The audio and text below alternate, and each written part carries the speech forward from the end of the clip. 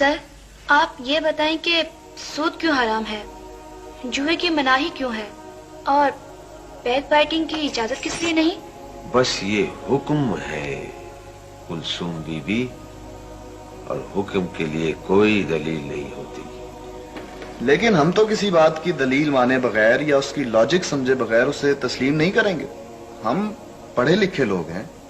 دیکھو، کسی کمرے میں تمہارے جیسے علوم جدیدہ کے ماہر اور اس شہر کے بڑے بڑے دانشور جمع اور بڑی باریک فلسفوں میں گفتگو کر رہے ہیں، اور ایک انجینئر ہانپتے کانپتے آئے اور کہے اٹھو بھاگو بھاگو یہ بلڈنگ گر جاتی ہے، تو سب اٹھ کر بھاگ جاؤ گے اور تم میں سے کوئی بھی دلیل یا ریزن نہیں مانگے گا۔ لیکن سر یہ تو ٹھیک ہے، مگر اگر کوئی ڈاکٹر دوا تجویز کر دے تو بلا ہیرو حجت اسے استعمال کرنا شروع کر دے، کیونکہ وہ اس علم کا ماہر ہے، اس کے تقاضوں کو جانتا ہے۔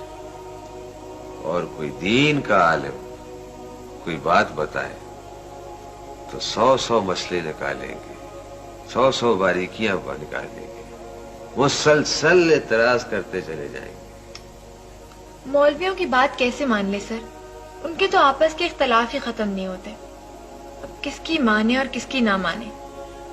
اتنی دیر میں یہی تو بات کر رہا تھا اور ہم پھر وہیں پہنچ گئے۔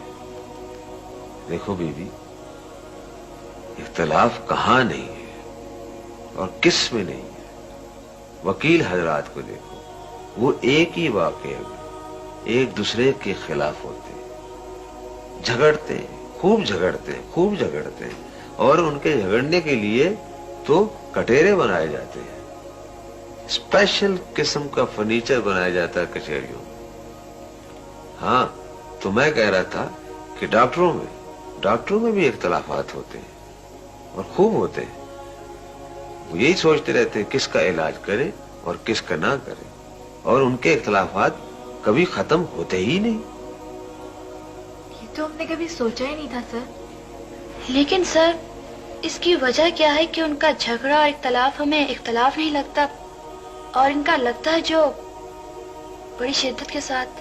ہاں، اس کی وجہ یہ ہے اپنا کلثوم۔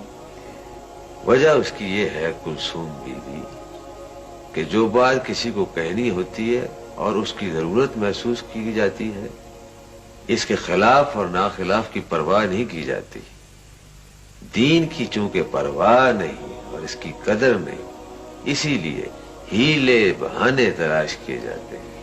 شاید اس کی وجہ یہ ہو سر کہ جان اور مال چونکہ زیادہ عزیز ہوتے ہیں اور لوگ ان کے… شاباش، کلثوم تو بڑی سوچنے والی لڑکی ہے۔